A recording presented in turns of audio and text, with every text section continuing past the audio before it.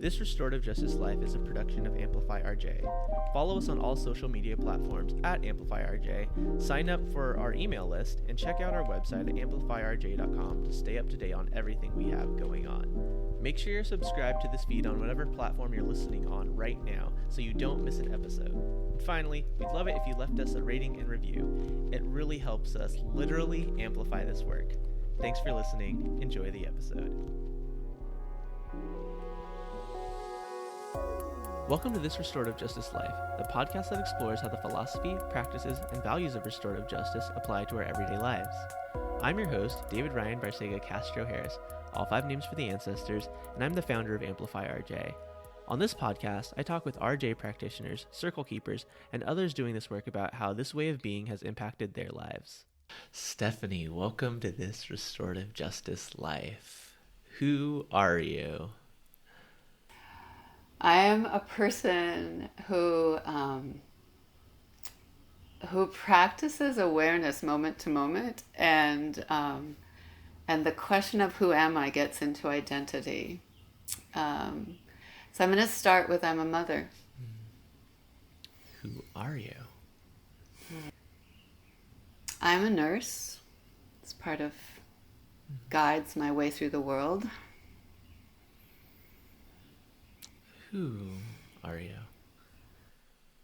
I am a curious person, and I am fascinated by learning new things, conceptual and like hands-on, physical. Who are you? I'm a dancer, and being a dancer informs my perception and movement in the world. Who are you? I'm a person who likes to work, and which is helpful because there's so much work to do in our world right now. Who are you?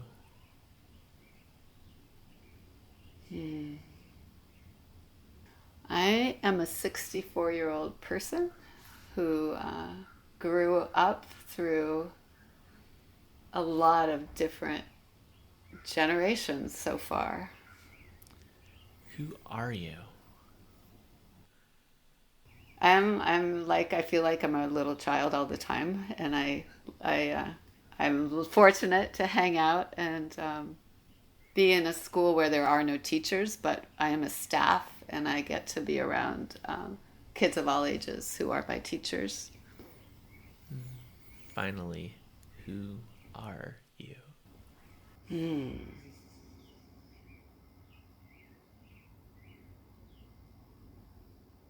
I am a student of how to become the best person I can and do the work that's in front of me. Hey folks, I'm Elise, your producer, and today we are welcoming Stephanie Sarantos as our guest today.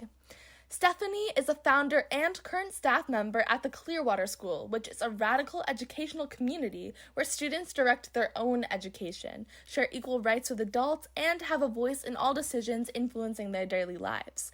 Stephanie's work in restorative justice is informed through her experience as a staff member at Clearwater, a dancer, an oncology and hospice nurse, a mother, a circle practitioner, and a friend of Cuba. Stephanie believes in changing the world through daily practice and action, most often found in many small steps. She really talks about her experience in the Clearwater School, imagining abolition, and alternative education based in relationship building in this episode today.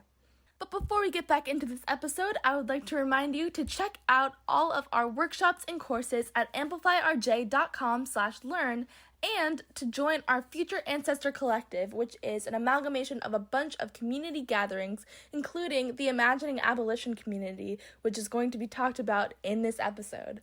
All the information you need is in the show notes below, and let's get back into it. Thank you so much for being here with us, Stephanie.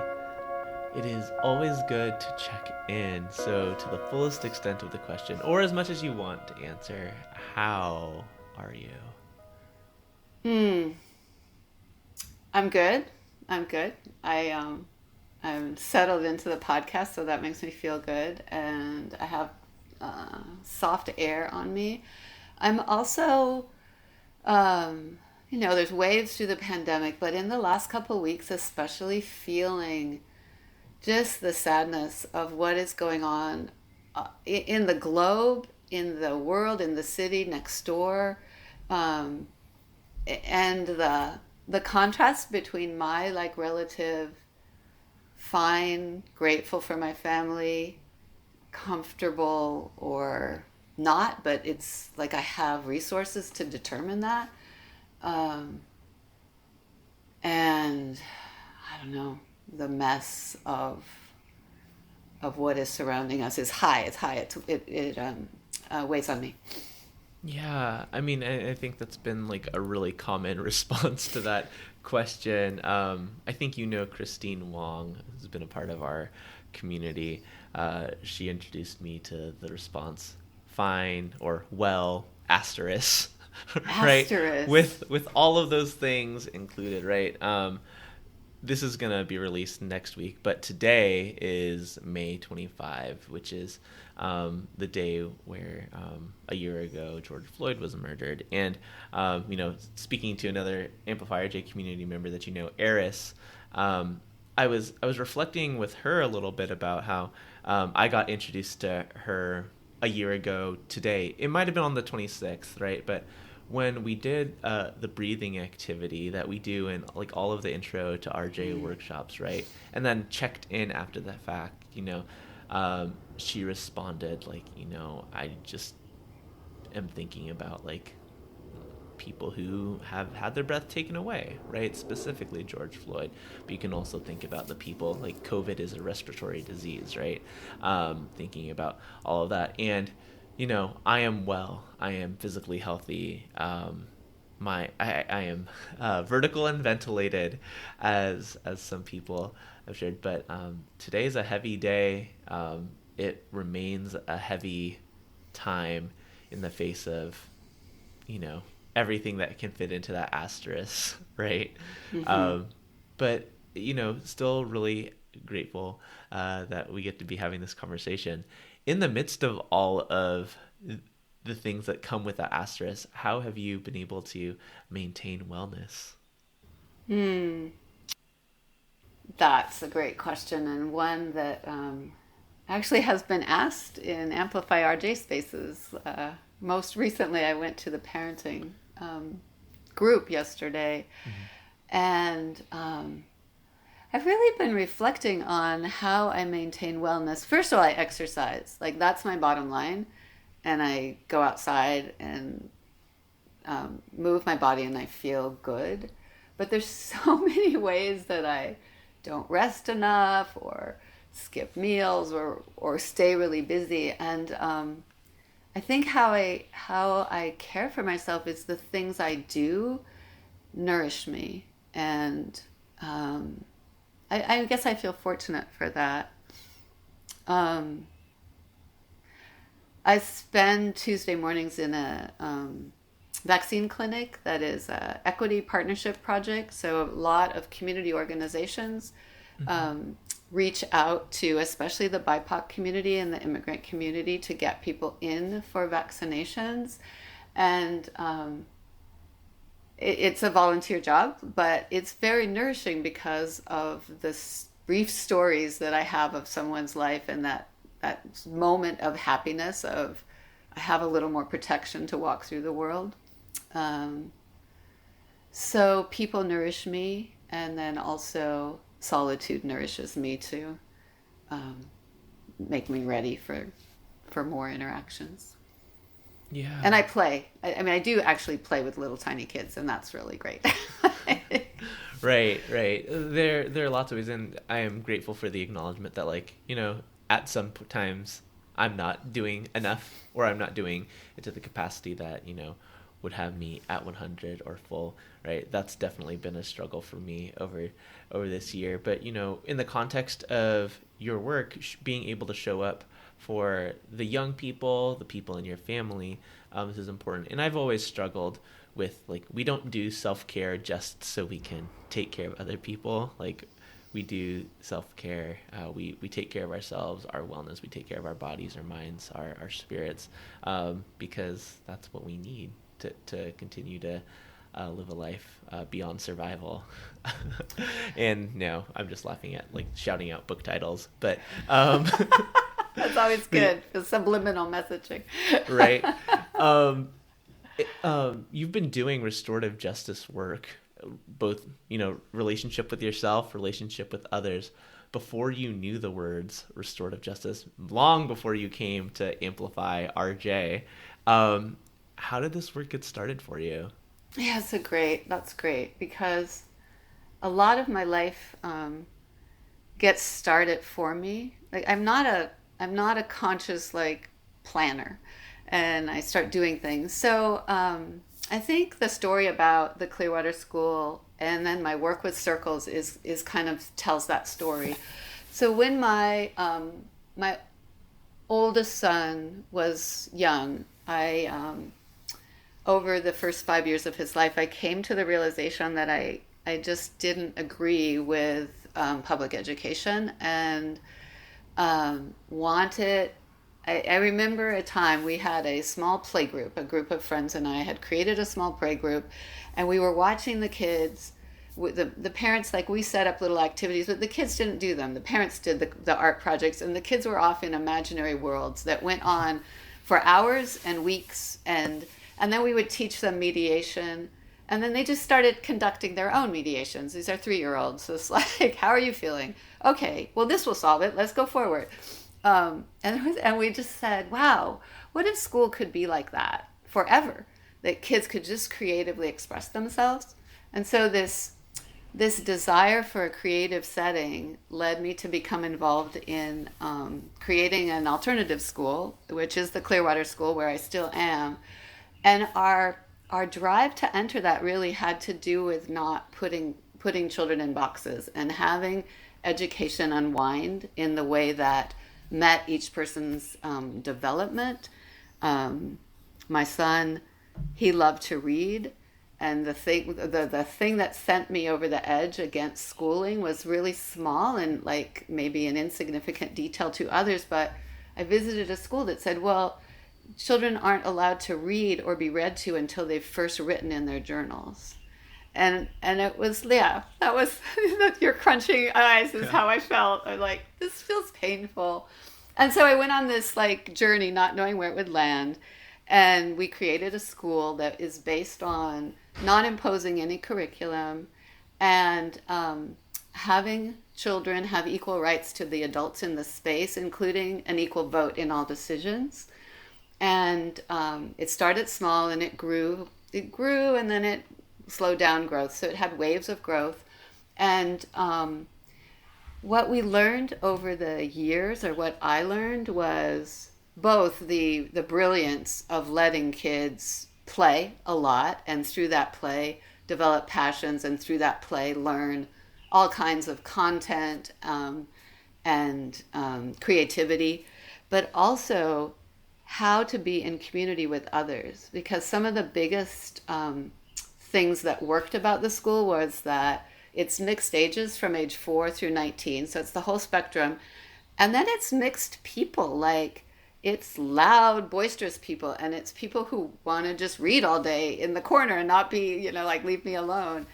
And over time, I began to focus more on the conflict and the value of resolving conflict, whether it was one-on-one or whether it's a conflict with the whole community.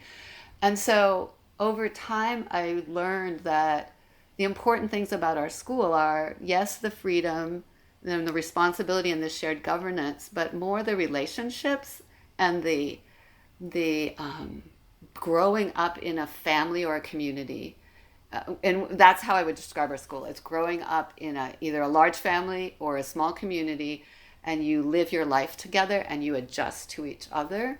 And so we have a problem-solving mechanism in our school that we've always had, and we adopted it from the Sudbury Model School, and their system has a lot of judicial language, including like innocent and guilty pleas and judicial processes, and we never, like our school, we kind of talked about we're a West Coast school and they're an East Coast school. Like we had a lot of mediation, we had a lot of daily meetings, and we had that system of, did you break a rule or not? And if you did break a rule, how can you stop breaking the rule in the future?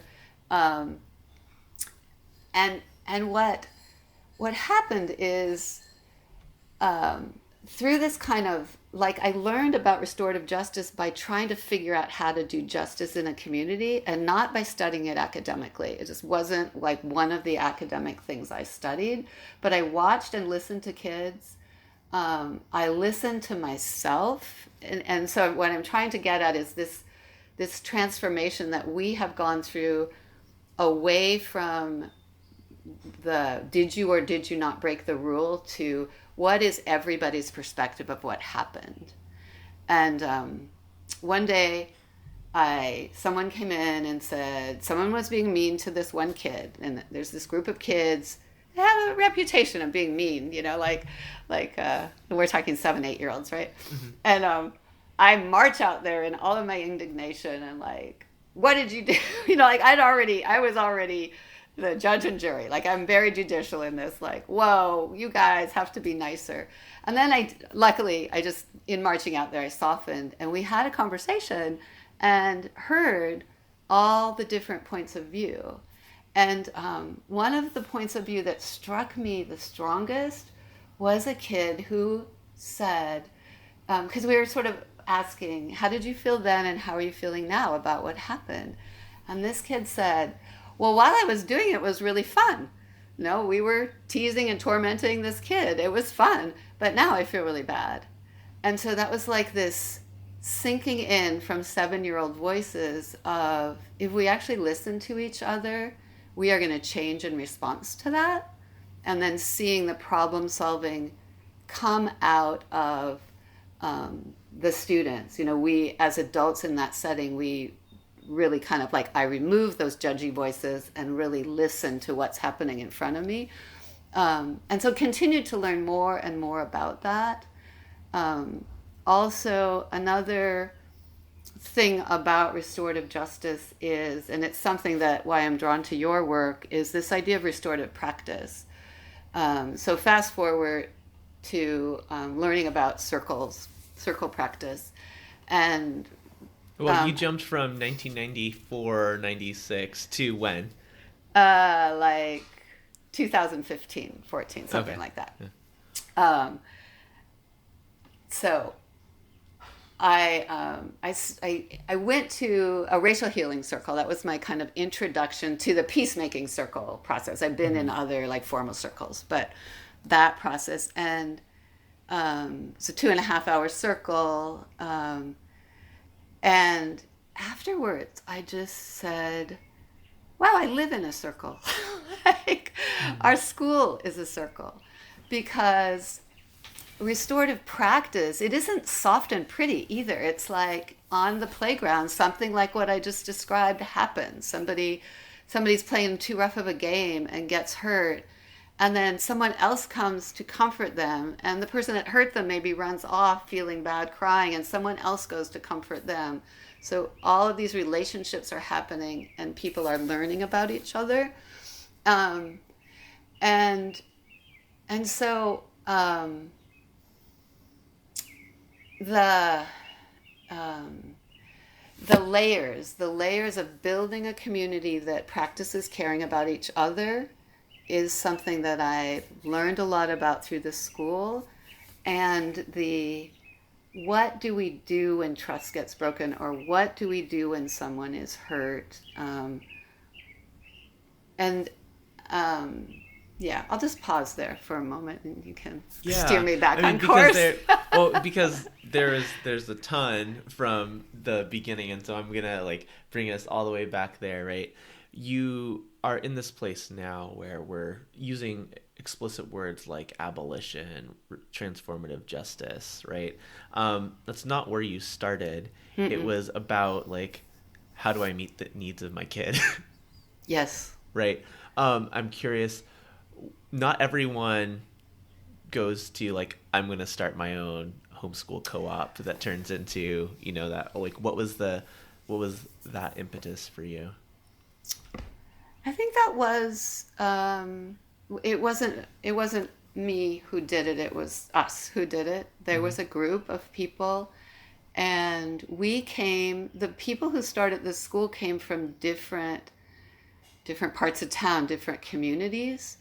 And, but this idea of creating a space where our kids could grow up in a different way drew us together.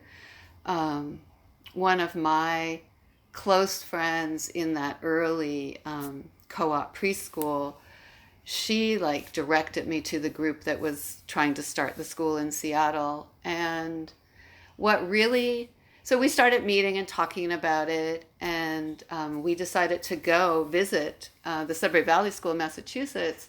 And what really struck me and said we should do this is that my oldest son, who liked to read, was a very quiet kid, probably would have been a straight A student in traditional schools and would have been very happy studying a lot. We went to this conference, and the way the teenagers there were some teenagers watching the kids while the parents went to conference sessions. It was a very family-oriented thing, and it was outside on these nice grounds. But this teenager like noticed my child, and I don't even know how she noticed my child, but said, "Oh, do you want to come and read the Calvin and Hobbes books? They're in the library." So somehow had watched one of 50 little kids and noticed what he needed to be happy. And so I was struck with seeing young people, and this is like, when was this? Yeah, 93, 92, something like that. Seeing adolescents who were quite it's this peripheral vision. And it's like this part of community. It's this peripheral vision of, I'm going to give you your space and honor your temperament and offer you something that I think might help you. And that just like, that really struck me at that time. And it's interesting to tell the story from this positionality, because it is a seed of really the kind of work I'm involved in now, which is really asking that question of, what if everyone could have their needs met? How would the world be different? And how can we create communities of care? Yeah, I'm curious, like, as you were going through that process, learning about the Ssduhubr model, right? And thinking about like, okay, what about this works for us? How you invited people into that, right? Because like, there are lots of people who see problems with public education as it is, but the work that you're doing is much more intensive, much more relationship driven than a lot of people are willing to do. How we invited people in? Well, remember the year, so we put ads up, we put up flyers, and we had meetings in libraries and community colleges, and reached out to homeschooling networks, reached out in our community, talked about it to other people that we were involved in. And then it grew. I think our school has grown by word of mouth predominantly over the years. How large are you right now? How many students? Well, before the pandemic, we had like 95 kids when the pandemic hit, and now we have about maybe 53, and we've been mostly virtual. We just started doing outdoor school. Mm-hmm. Oh, can we transgress to outdoor school for a moment? Yeah. Okay, this is a jump because, as you know, I, through Amplify RJ, hold these twice a month meetings where we talk about practicing abolition in youth-centered spaces. And we... Link in the description. Talk about what is happening in school and what has happened during the year of the pandemic, including, the Zoom police where you've got to turn your camera on or not. And this whole idea of learning loss, which that could be a whole podcast in and of itself. So our kids have been online, and it's been challenging because our school is so much about relationships and conversations, and one thing leads to another that leads to a project. But we started meeting in person about 2 months ago, and the contrast between what the traditional education speak of, we are so worried about our kids' learning loss and we need them back in school to be able to study and have someone help them study or watch them study or enforce them studying. Our kids come back to school. We've had nonstop game of Foursquare. We have a table of people doing art. We have a little area in the back where there's people like mounting stop motion animation with little Lego figures, building clay structures, playing tag, having meetings about how do we stay 6 feet apart, and especially when we're short and 5 years old. So solving problems together. And then the big thing, the theme that keeps coming up is, this is hard. This is hard to be in a social world again after being just in my house or on Zoom for a year. And so when you talk about we are focused on relationships, it's really poignant to me during this time of having gone through the pandemic, where in our school setting we've lost this free form way to aggregate together. Mm-hmm. And that's what we're mourning. And a lot of kids have done very focused individual work during it, but on their own, like not some curriculum imposed, but on their own, what they're interested in. But this, how do we come back into the social world and doing that transition? Yeah, and I think it's not just young people who are experiencing that, right? I was, I had friends over this weekend. I've been to 2 weddings in the last couple weeks, and it's just like, whoa, I'm in a space with 30 people. Well, the other one was like 60 people, and it's like, masks are coming off because we're all eating. We're dancing now. Oh, okay, are we? Is that 6 feet? We're all vaccinated, right? And like the negotiation of like, oh, are we hugging? Elbows, all that. And like the things that happen like in the context of work too. I'm still in the position where all of my work is happening behind a computer, right? And like people are starting to ask questions about, hey, do you travel? Do you do in-person things? I was like, oof.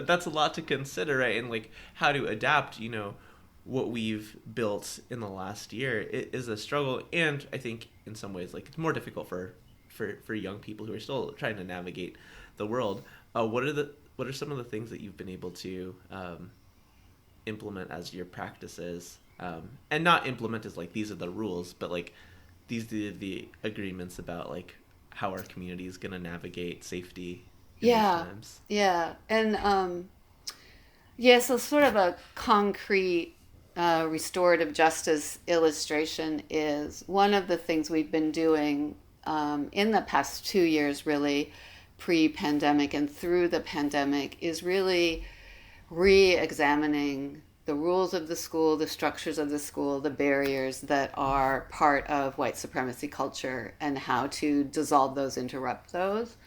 And have done a lot of talking structurally about how do we convene meetings, how do we talk if a rule got broken. So in this, like the old practice is, the idea was, well, if you know concretely what rule you broke, then you can teach that this is a rule you have to follow, and then you'll follow it in the future. That's the logic, which is interesting. That's like, it's like ABC good parenting practice, but it's ABC carceral logic from another point of view, Yeah. And so we've been having like conversations like that, and we being our staff and our students, kind of our young to older adolescent students have been having these conversations throughout the pandemic of how do we want to transform these systems so that they really feel like I want to go. We changed the name of our JC. It used to be called the Judicial Committee. It's now called Justice and Compassion. How do I want to go to a Justice and Compassion meeting? And so we had this big crime by the 6-year-olds, which the 6-year-olds, I really give them a lot of space because they're short. And so 6 feet is so much further away, right? Mm-hmm. And so we're just like, remember your 6 feet, social distancing, remember. And we were doing this reminder thing. And then one day, they were all 3 in a small crowded space, like a play structure. And I'm like, I think they're sneaking closer than 6 feet. I had this like, I think they're doing this on purpose. And so we came over and I said, were you just sneaking to do that? And they're like, yeah, we were. I was like, okay, please don't do that. We need you to be farther away. Like this is not our idea. This is for your health and for the world. And they did it again. We had this interaction and they're like, yeah, we won't do it. We'll try harder. And then they went into a smaller space that was like, whoa, what, and this was early when we first started being in person, and we were still a lot more worried about let's get the social distancing and make sure people are 6 feet apart. And so, so we had to like breathe through it and let parents know to make sure they knew that we were not protecting their kids. Like I don't want them to have an illusion that their kids could go do this. And so then we had a Justice Compassion meeting. We made a circle, we had a meeting, and we just talked about it. Like, what is going on? And it wasn't even focused on how can you keep 6 feet apart. It's like, it's hard to keep 6 feet apart. And let's talk about that. And then at one point, and I think this is important contrast to what often happens in classrooms that are stay quiet and stay attentive and eyes on the teacher, is one of the girls in the circle started moving her chair back and just kept moving it back. And it's like, that was really disruptive to the rest of us, but we just like stayed curious and sort of asked her what she was doing. And, and she was practicing. Like you stop and notice, are they breaking a rule again, or are they disrupting, or are they in their own mind trying to figure out something? And like, what if we did that? Like, what if we did that, you're married in a fight between spouses, like stopped and said, wait a minute, I'm going to be curious, even though I'm just so like hurt by what you just said to me. Like, it's like those ways, and in the school, it's not just a dyad, right? It's a whole community that goes, our meeting is disrupted. We have a choice. We could say, in this meeting, you have to keep your chair in the circle, stay quiet, and pay attention. But instead, we just stopped everything else and went to the person who had the highest need, and it was like, what are you doing? And then through that, learned, there was something, it was some idea. I'm going to practice this. Is this right? Like, let's do this. Let's repeat it. We did let's repeat this. So it's really, there's so many layers. I think that the one layer at our school that helps organize the thinking is get rid of ageism. Like, the oldest people don't really know what is best for anybody else. And if you listen maybe to the youngest, you might get a better idea. Or if an 8-year-old is the older person helping a 6-year-old. Or if a teenager can really understand a person who keeps breaking the same respect for others rules because they were a similar teenager and now they're in a different place in their life. So sometimes there's a connection to be made, but who makes it is different. And I think that's the community part. Yeah. I don't know where I went to the question you asked. And I don't even remember the question at this point, so it's not a big deal. I'm thinking about how when you say, like, we don't operate from carceral logic, people default to like, well, how do you control people's behavior, right? Like, how do you keep, well, one, how do you control people's behavior? But in their mind, they're asking, like, how do you keep people safe, right? And one, I think there's this illusion that, like, safety is guaranteed or safety can be achieved. But, like, there's, like, really laborious, strategic, like, dynamics that like you processes that you work through to get to these things. I'm on the Clearwater website, which I'll also link for everybody in the description. And I don't know if this is the most up-to-date version. I imagine not, but you know, your Clearwater rule book. I can speak. The Clearwater School rule book, right? Where you're breaking down like, hey, these are the things that like very specifically we want to do in order to be in good relationship with each other. And to some people it might look like, you know, a school handbook, right? Can you talk about the construction of these agreements? Yeah, that's a great question. So the rule book is there's so many iterations of it, and that one is I think it's from 1920 school year. Yeah. It is being revised right now, actually. We went through a process during the pandemic to look at the rule book through an anti-racism lens. But the rule book itself is super interesting because in a community, and a small community, you know, 90 people is our largest size. And so at one point in time, we were 12 and 17 and 30 and 50. Some of the rules come about because our basic rules are respect, safety, and cleanliness, order. And that one is like cleanliness and order is like you could be in Clearwater and wonder, is there anything cleanliness or orderly about this? But it's like, how do we clean together? You know, how do we come to an agreement or how do we create you know, spaces that meet the needs of quiet and loud people? Like, how do we create the rules of conduct and where you can do what, and then respect and safety. And where you can do what is easier because it's clear that it's arbitrary. You know, it's clear that someone wants a place to be able to scream and someone wants a place where it's completely silent. But respect feels like you can go in naively and think respect is pretty general. And then respect is pretty general. You get a lot of evidence that people tend to treat each other in a way that we would all say that's respectful. But then there's kids who come through and whatever it is they're working on seems really not respectful at all. And just that blanket, treat each other with respect, isn't enough to hold them. And so sometimes rules are made in response to specific things that happened at school, which everyone would think was against the rule, but like specifically there isn't something written. And then through the history of Clearwater, the specificity has changed. So at one point in time, there was a whole bunch of rules about where and how you could build forts, how long you could reserve them for, not block doorways with forts, so that some of those specific things were broken down and very apparent.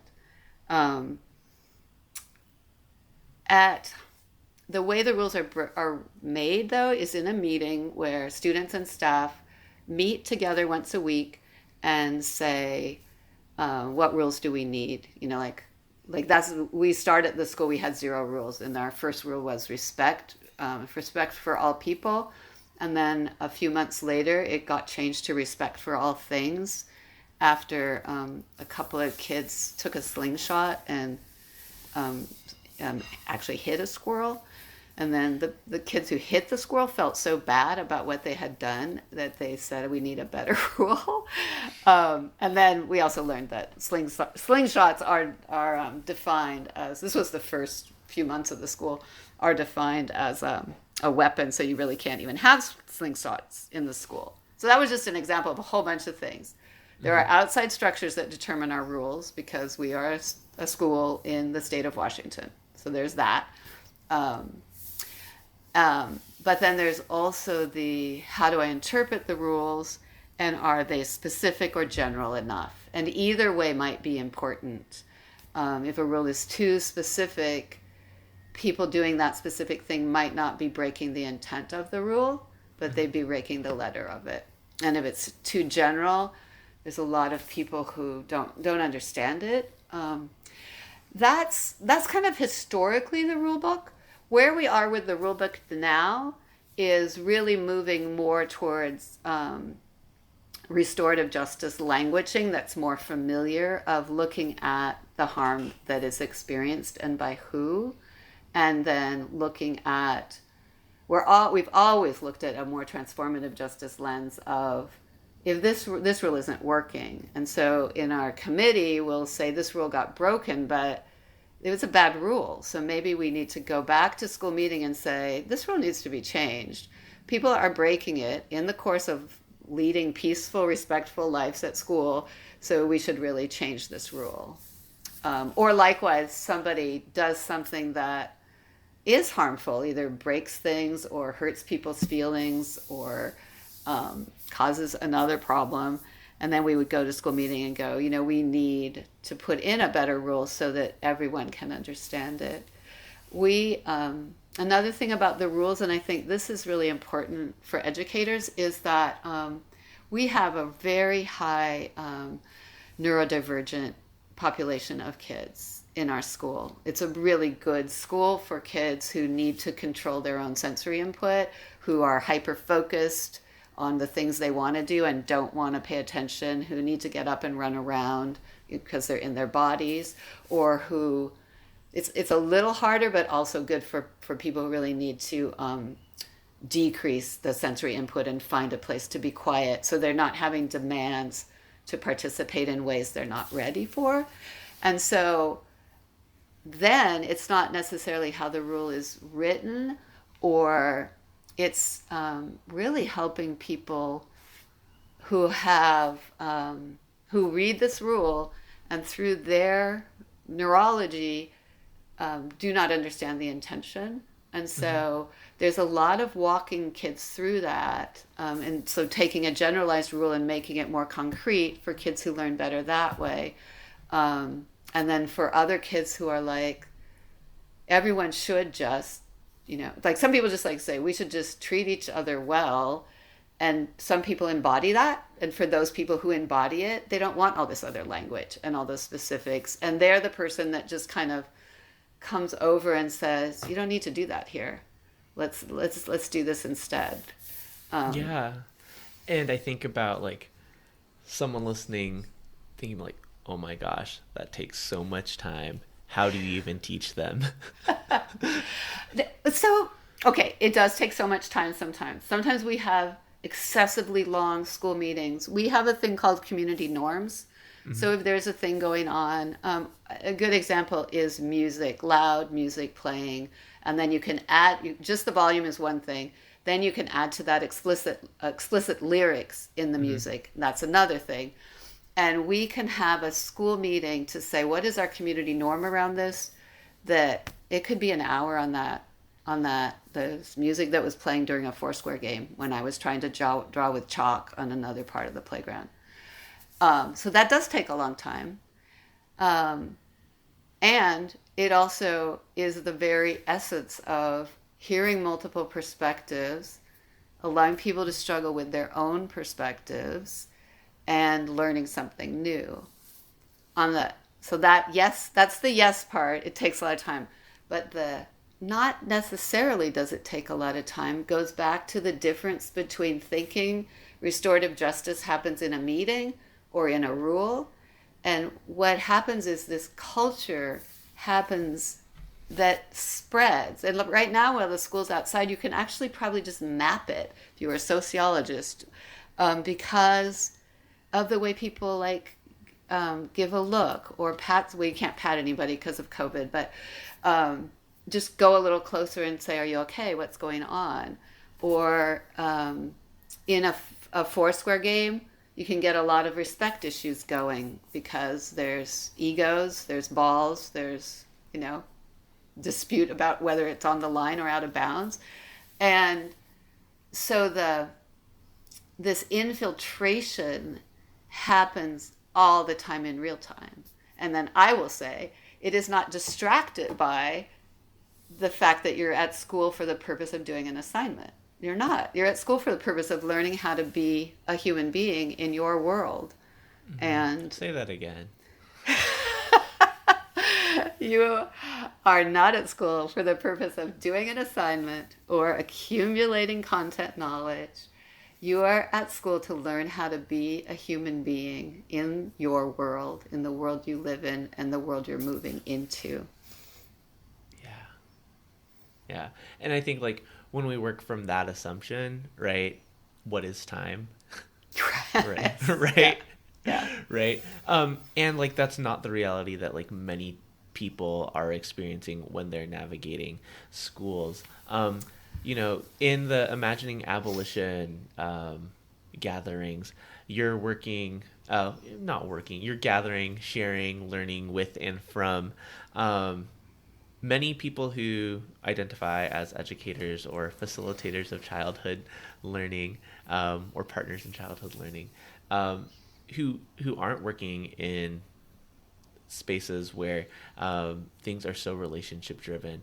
What are some of the insights that you've been able to impart, and what are some of the strategies that you've seen people use to push up against these constructs that are really just made up? Yeah. I think our meetings, our Imagining Abolition meetings, are like meetings of practicing love as a guiding principle in the world. Mm-hmm. And there's several things that happen there. One is, as practitioners, connecting with what is going on and where are you in conflict with the setting you're working in. And facing it and seeing it, like, this is where I work. This is what's going on around me. And then it's carving out your own little island, your own little subversive set of what can I do? Given the constraints that I am in, what can I do? And I mean, that's familiar to us at Clearwater as well. We're in a state that allows us to be a school, but we still have constraints. We all have constraints, and constraints drive creativity. Like, I love constraints. Like, you know, dance only using your right hand or your fingers. Thank you. Oh, you do my... For those of you who missed it, I was dancing with my fingers. So in our meetings, there is some grieving that happens of just the reality of the harm that the system that we are in is creating in the world. And then there is always this part of how can I affect change? And within those oppressive systems, how can we make more space to have relationships? Because there's always a chance, there's always a moment. And I don't know if people listening or if you, David, for me, sometimes my day is made by the checkout person or the barista who gives me coffee, like a little interaction, or sometimes just like you exchange a glance with someone who sees what you're going through, like just in that moment.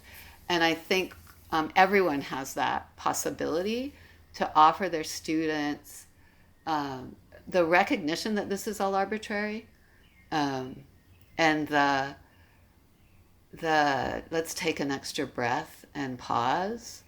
And so that's one thing we do. And the other thing we do, I think, is a little more extreme, where we talk more about how far can we go with this. Like that, that is a theme in our meetings of how far can I go in changing my practice within this system, and what changes can I make in the greater system.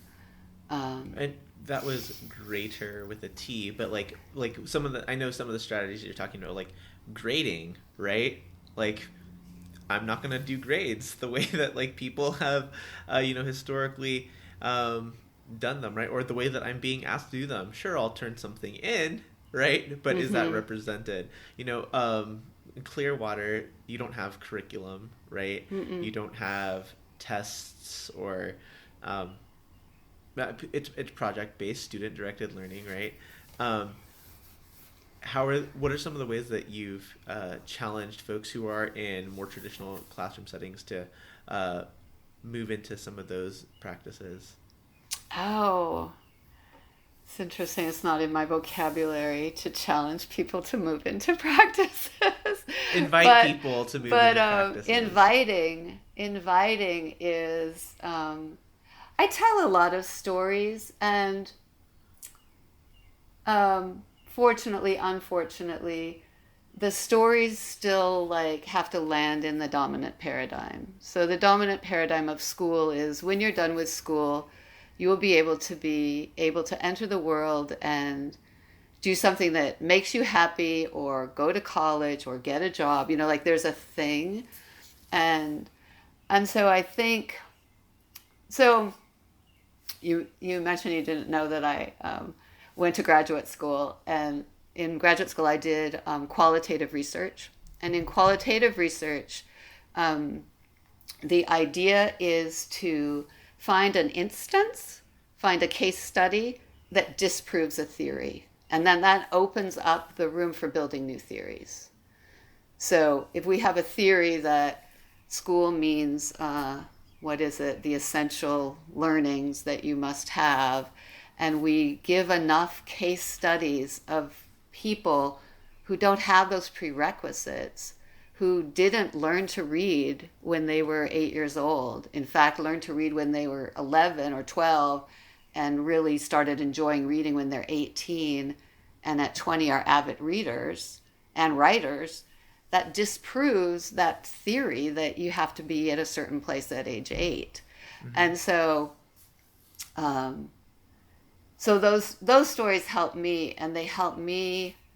I can't give you a linear way of how kids who are not told what to learn, how they accumulate knowledge and skills and content base. But I can tell you that it isn't linear. Like I'm pretty sure it's not linear, and it's very hard to observe unless you sit down and listen. And so I guess that's what I invite people to do with your students, is just listen with curiosity and observe. And there's a couple, like an example is observe how the wrong answer was arrived at. Like if you sit next to a person and do math, which I know is a privilege compared to most people in a classroom, but when I do math with someone, it's usually me and that person.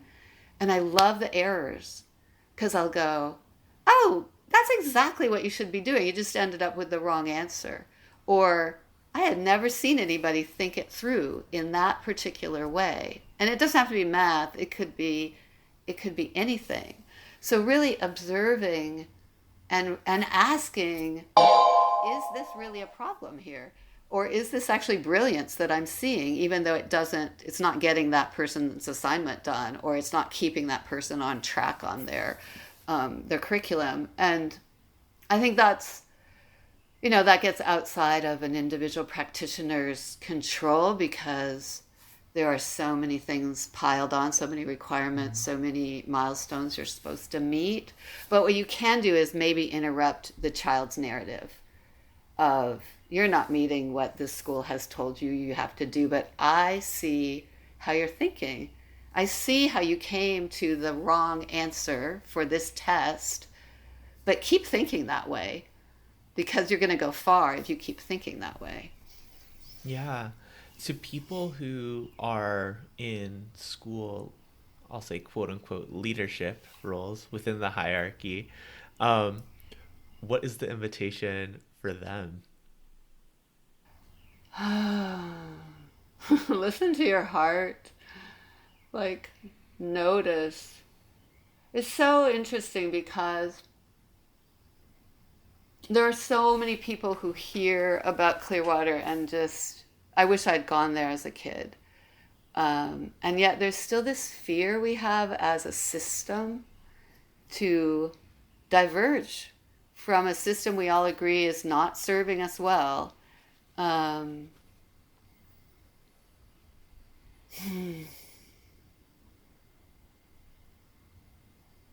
Yeah, to be honest, I feel a sense of frustration within the system, and definitely that's influenced by the state of Washington and the school districts here and the kind of the trend in education. Um, and I also feel gratitude for people along the way. Um, there was a point in time when our school started and we were getting approved as a school, and that gatekeeper um, could not walk me through how to deal with a curricular requirement that Clearwater, on paper may or may not be meeting. But he directed me to someone else who could explain it to me. And so it's like helping people under and over the barriers, helping people through the barriers if you recognize something that has value.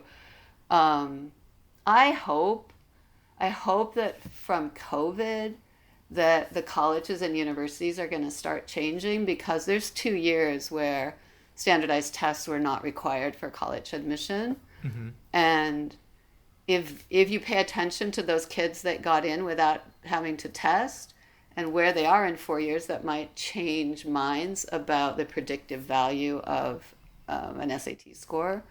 Um, hmm. I have impatience, and I'm really working to develop a longer story, especially when you're like fighting against higher stakes issues.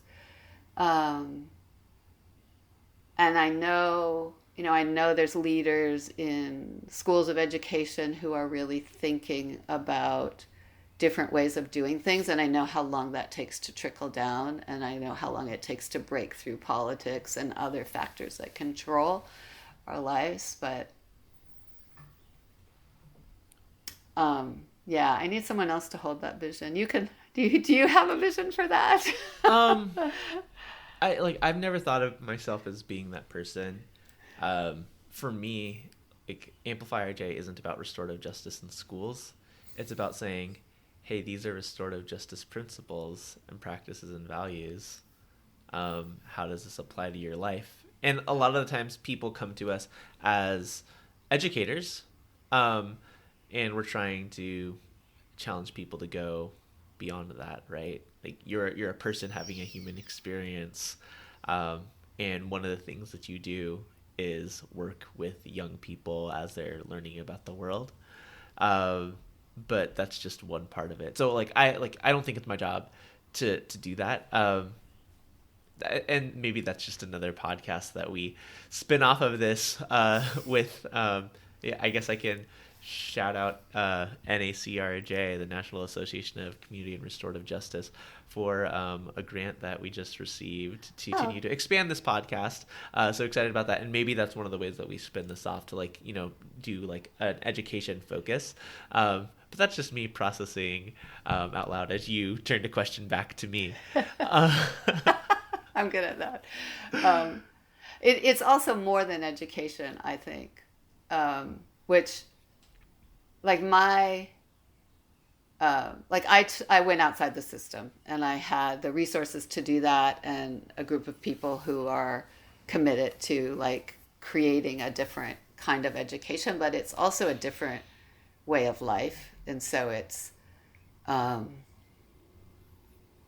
families who come to our school are not buying into, my kid needs to go to school and needs to go to college, and these are the steps, and I need to make sure they learn A, B, and C. It really is this trusting children as human beings to be able to figure out what they need in the world and the world they're growing into, which is going to be so much different. In 5 years, it will be just so much different.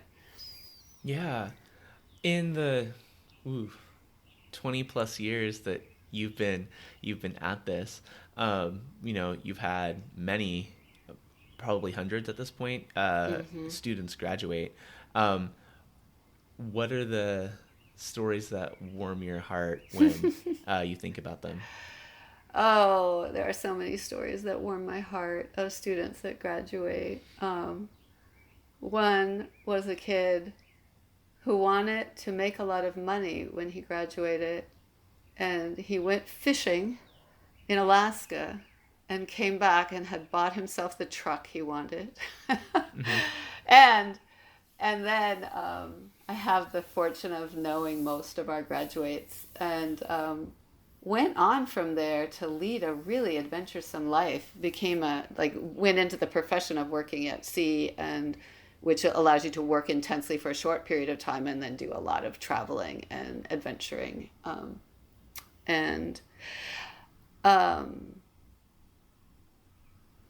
You know what warms my heart is the diversity of where kids go. And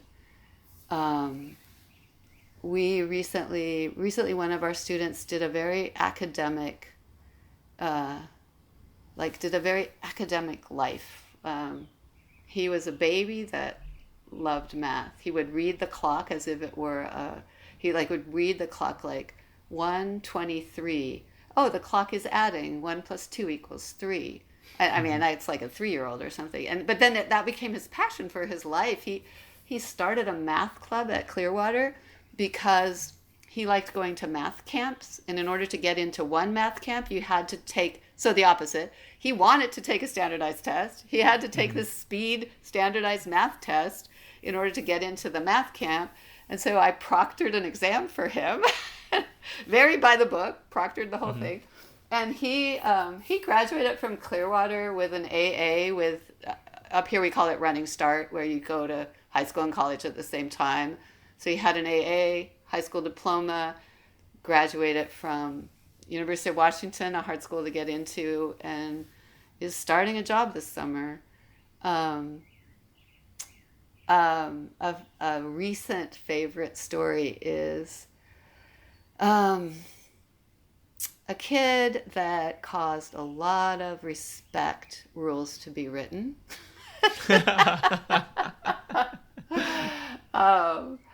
Who, I mean, was really very, really struggling with childhood depression and a challenging family situation, and pushed the boundaries. They just pushed social boundaries. Very funny, provocative, jokey, but like, yeah, lot of rules broken, lot of people, knocked over through his attempt to figure out himself. I talked to him recently. During his last couple years at school, he became a guitar player and really very good, very fast. And I'm like, how do you do that? How do you get so good so fast? And he just said, I practice all the time. Like hours and hours and hours of practice makes you good with your fingers on the guitar. And this is like 3 years later now.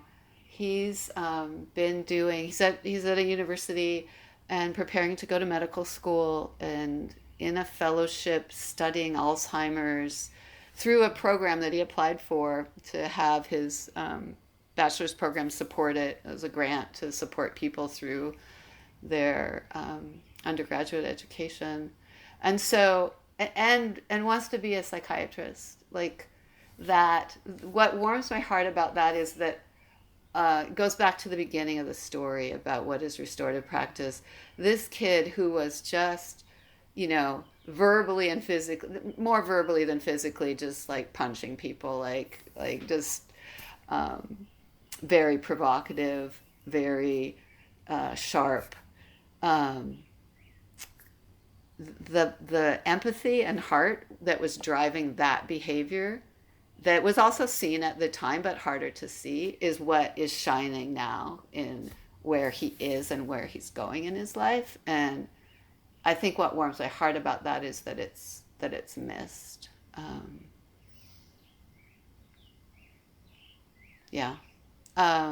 I'm also like in the bigger picture encouraged because our students are accepted into more and more universities that I think before would have had a harder time around grades. And like one school, DePaul, when tests were optional, became optional at DePaul in Chicago, we had a student going through admissions there, and the admissions officer kept coming back and saying, our admissions committee is having a lot of problems because you don't have grades and you don't have a test score, and they have no numbers at all to evaluate you by.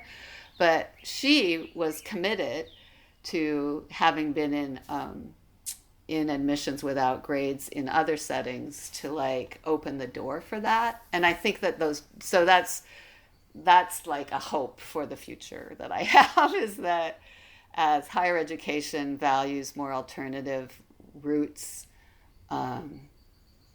Another, like I'll have one final story because this is not about college, and I think the thing about, we are still so embedded in a system that says school equals college, and that's the ultimate be all. One of our students had a pretty wild adolescence, and like drugs, and mostly drugs were the wild part, but within, like at the edges of, okay, we should worry about you, but hopefully you're going to make it through this, did a lot of cooking and decided to get really good at cooking and discovered a passion for that. And so got hired out of graduating from school at a restaurant, and it was part of the startup of the restaurant, and he worked hard to help them open the restaurant and had a job. And then the sous chef left. And so they said, oh, we're going to hire you for the sous chef, but only for a short period of time because you're too young to have that position. And so he did the work for a while, and then they hired their new sous chef. And then the second sous chef left, and they're like, you're much better, you have the job.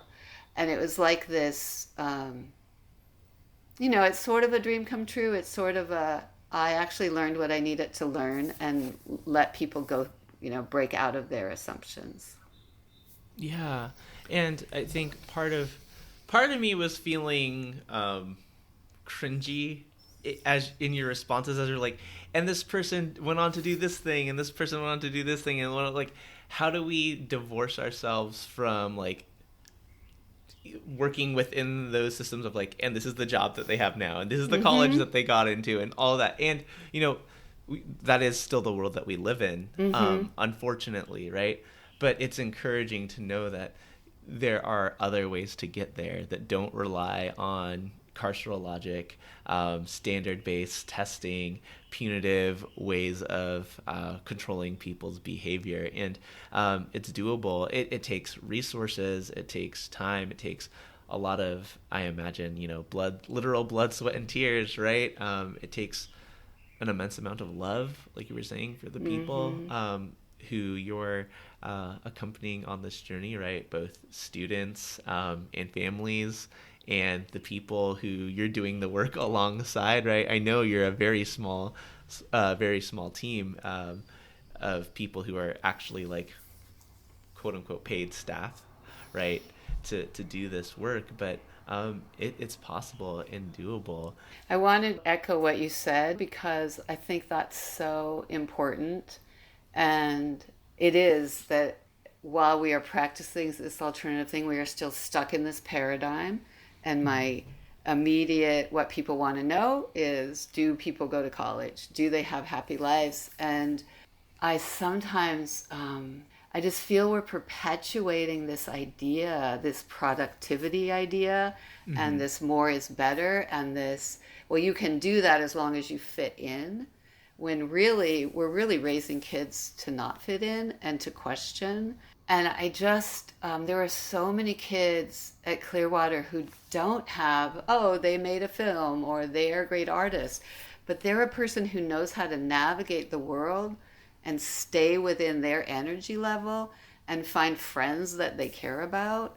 And I think it's really sad that I'm not putting it forward and our world is not putting it forward, that those are wonderful outcomes of an education. So I appreciate you bringing it up. Well, yeah, and, I asked the question intentionally, like, stories that warm your heart, right, to give the freedom both ways, because I'm not saying that, like, learning to do math is unimportant, and who needs calculus, right? Some people do, Very few people do. Yeah, Shout out to the well, that's engineers. interesting too because, yeah, the reason that story warms my heart is less about how successful this person is by traditional standards, and just how they could follow that road. You know, Hmm. I was like, yeah. So I think what really warms my heart are how people get to become more and more themselves over time, and you see the connecting threads as they grow up. I'm reflecting on the conversation and I'm thinking about like when I think of schools like this and when I think of the Pacific Northwest, I think about like things that are white led, white centered. How have you navigated that over the course of these 20 plus years? Yeah, that's such a great question, and it's sad that it's still a great question after 20 years. The Northwest institutions and segregation is very white. Our school is somewhat diverse in the sense of reflecting our communities. Um, and the question that we are working, well, there's two questions we're working actively with. Is this why, and why is this continuing? Why is this not a space where that is populated by Black and brown people? And then the other question is just the whiteness of alternative school spaces, Mm-hmm. that the very structures, the inception. Our school was started by a group of white people, definitely influenced by students of color along the way, um, and there's still that assimilation thing. Even like taking a very alternative space, there is still this assimilation. And this past, I don't know, 4 years conceptually, past year more explicitly, we are really looking at how to unravel those structures and then invite in doing the internal work and the external networking to invite in people of color to understand that question better and like change that system. But What it's is it? something we talk about a lot and grapple with a lot and have over the years. The narrative has certainly changed, especially for me personally, as I learn more. Yeah, I was gonna say, what does that look like? What does that look like? Hmm. The grappling. Oh, the grappling. Well, it structurally it looks like uh, the things we can control of taking apart structures and uh, redoing them. It looks like doing anti-racist work as individual staff and in the school community. Um, but sometimes it looks like so. In where I live, there is a film that came out of Portland, Black Girl in Suburbia, within the last 2 or 3 years, and like this is a suburban neighborhood like that. Like Hmm. if you talk to young Black people who went to school in this neighborhood, they were one of 2 or 3 people on the swim team or in the high school. And what's sad about that was what it was like when I graduated from high school in 1974 in a different suburb in the outside of Seattle. Um, and so, the other thing it looks like is that we have a lot of dialogue about race, and we had, before the pandemic, a young Black student was really active bringing up racism and active in our anti-racism committee, and through the issues that they were bringing up, I had a conversation with their family, and their mom really said, Clearwater can offer all of these things, all of these conceptual things that agree with our philosophy of education, but they can't teach my child how to be a Black person, like, so I think part of what that looks like in the larger network of schools is creating the space both positionally of let's hire people of color, but institutionally really critically like disintegrating white supremacy structures. And some of that goes into how our meetings run. It goes into like how I led that question of let's talk about getting into college. We're talking about like white people, when we talk about freedom and growing up for our children, we want our children to grow up free. That is a completely different conversation than black and brown kids. There's like it's a completely different conversation when growing up free is not the same question if the police are looking at you differently. So it is a big question. Our school is involved in it. In our community, there's a Anti-racist Communities Bothell, which is the city that we are close to. So there's a community, and parents from our school are involved in that. And those kinds of questions are being talked about. But it is interesting here where, how do you break that open? How do you switch that so that there's, instead of 3 people, like there's 3 people here because it's hard to live here as a person of color. It's hard to want your kid to go to high school as a person of color. So how do you shift that? And I know that you say we can't take on capitalism. We're not going to start a revolution, but I still like that's where I go, David. I mean, I think like I say that like that's not going to happen tomorrow. Like, what are the things that we're doing like to continue pushing up against those forces, right? And like I'm still trying to figure that out too, right? Like it's that capitalism question, right? Like it's you took it to like, you can't bring a slingshot to school, right? Because that's a weapon, and those are the laws of the state of Washington for schools, right? The laws of the land that is now known as the United States, like, are all built in like capitalism, right? And among very many other things, but like in order to function, like that's the system that we participate in. And so like, what are the ways that we can subvert those, push against those, and still live? We could go on and on for a long time. We'll plug it here, and then again at the end, 2nd and 4th Wednesdays of the month. We haven't actually talked if y'all are taking a summer break. Yeah, we just talked about it last night, and of course we take forever to make a decision, so we don't know the answer to that yet.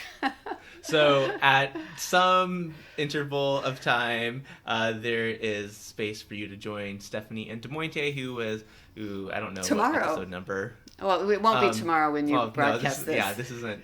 It's our broadcasted. Tomorrow.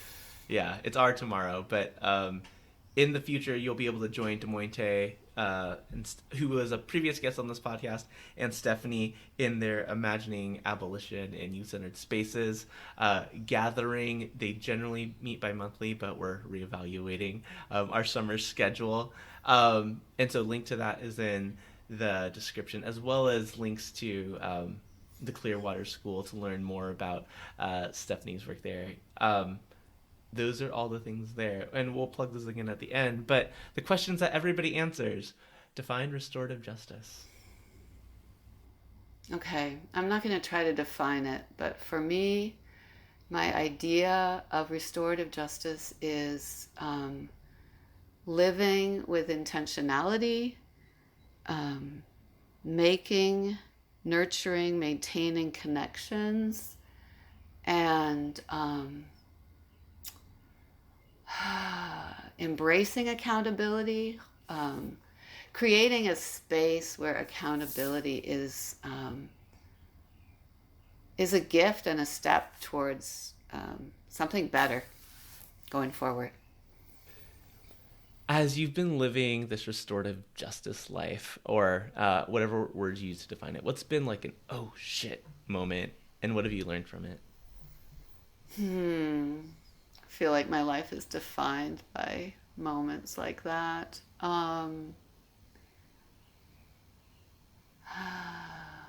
I think the moments are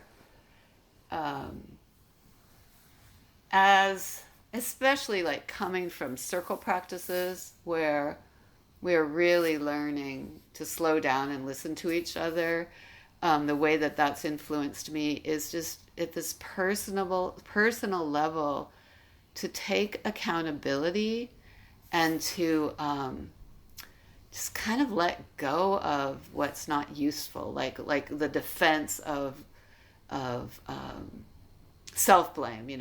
Like you can get far enough with the defense of not blaming another, but the defense of letting go of self blame and really taking accountability as this is so helpful. This is so helpful to have someone be able to be honest with me about a way that I have harmed them, and then through that, it's like, wow. Someone pointed out to me about ableism. Said, I think this is ableism. And then after that, I just went through my days going, I apply so much ableism to myself. How can I free myself of it if I can't let go of this standard that I'm so trained into?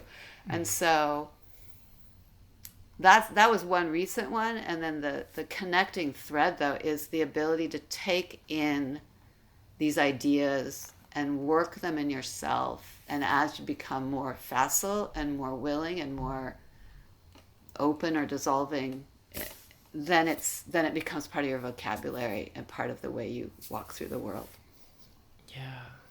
Yeah. There's always more to learn, right? There's always so much to unlearn, right? There's not going to be a moment where we have it all figured out. And like disability justice is definitely one of those spaces, one of the intersections of identity for folks that often gets left out. I mean, even in the nature of like, there's not a transcript for this podcast, right? It's not accessible, right? And there's ways to continue to grow for sure, both like within our own practices and the things that we're producing in the world. This is a question that people always take the longest with. You get to sit in circle with 4 people, living or dead. Who are they? And what question do you ask the circle? Wow. 4 people.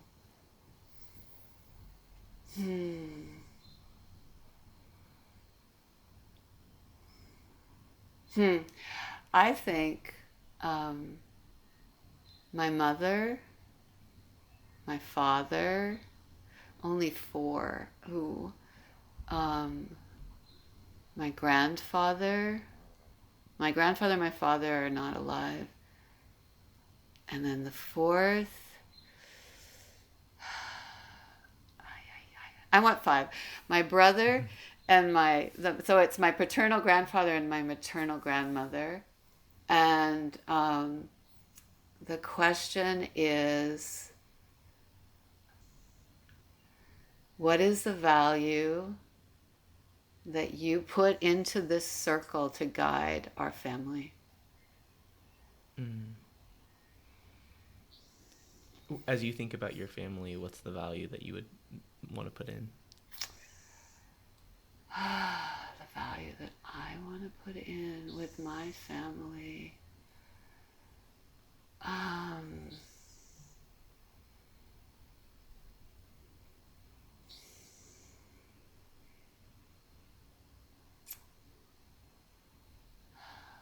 Okay. I want to call out the unconditional love and silence that my father offers our family. And I want to put in my curiosity to know more about so many things that were never spoken. No, that's beautiful.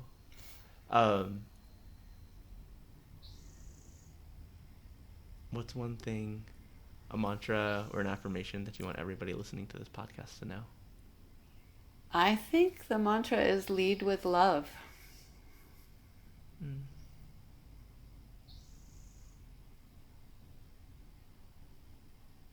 Loudly. Mm-hmm. 2 more questions.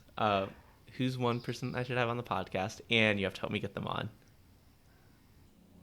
Well, I listened to earlier podcasts where you asked for more than one, but now I know you only asked for one, and which I knew coming in, but I have a few now.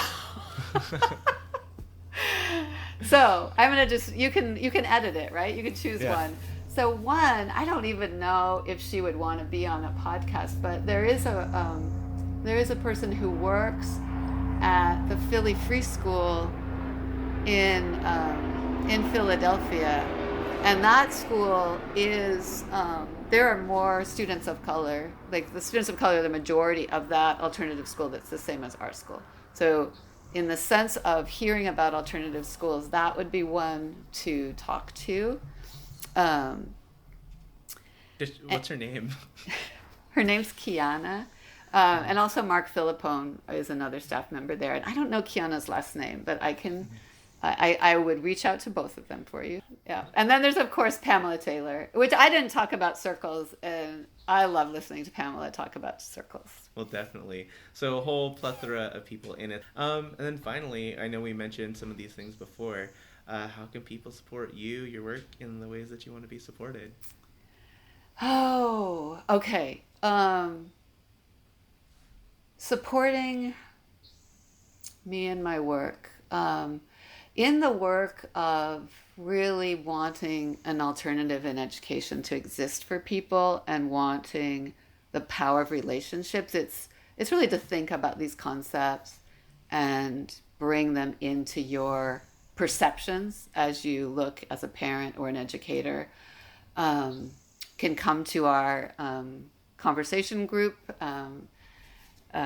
Practicing Abolition. We love to have those conversations. And then I also do circle work, which is a passion.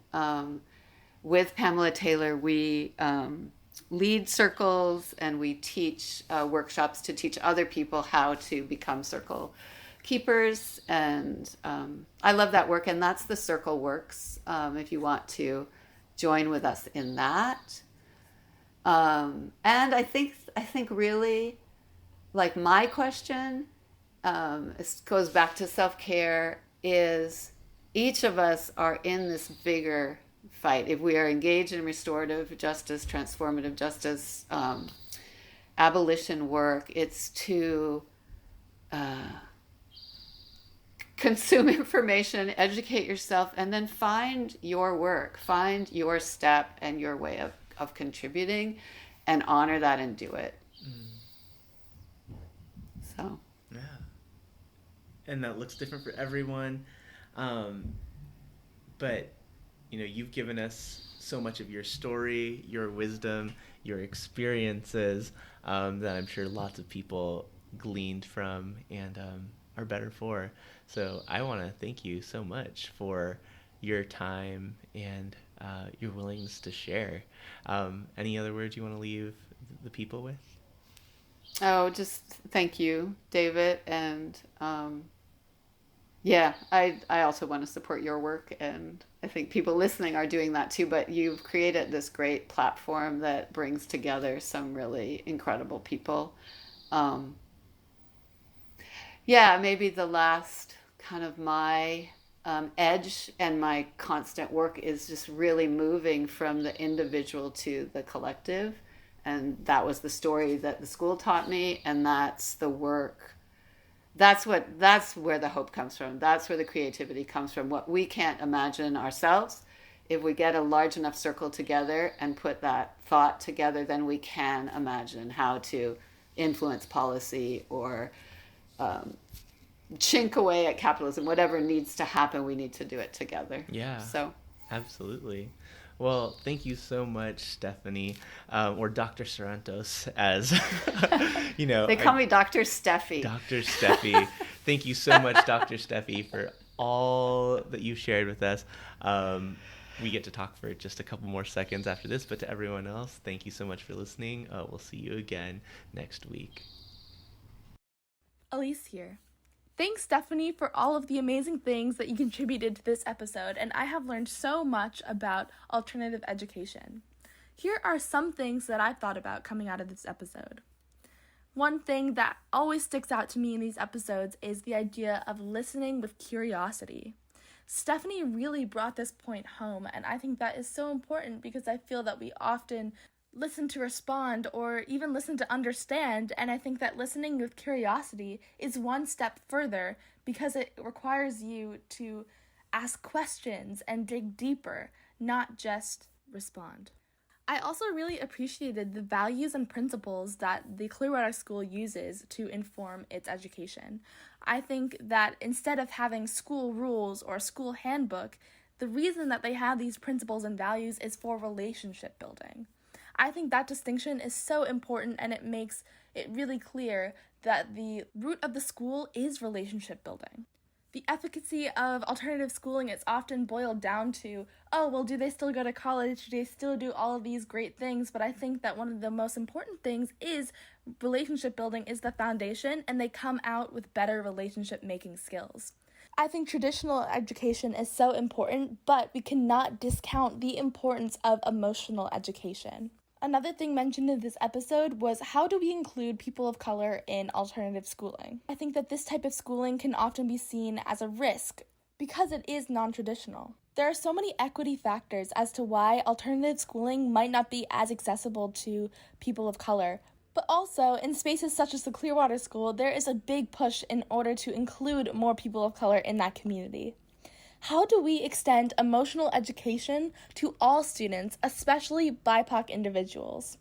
Thank you so much for listening this week, and don't forget to check out our Imagining Abolition community, which is a community of folks who are shifting thoughts and actions from anti-racist to abolitionist, which is a part of our Future Ancestor Collective. For more information on that and all of our workshops and courses, please check out our show notes below. Thank you so much for listening, and I'll see you next week. Like what you heard? Please subscribe, rate, review, and share this podcast on whatever platform you're using right now. It really helps us further amplify this work. You can also support us by following us on our social platforms, signing up for our email list, rocking our new merch, joining our Patreon, or signing up for a workshop. So many options! Links to everything in the show notes and on our website, amplifyrj.com. Thanks so much for listening. We'll talk to you next week.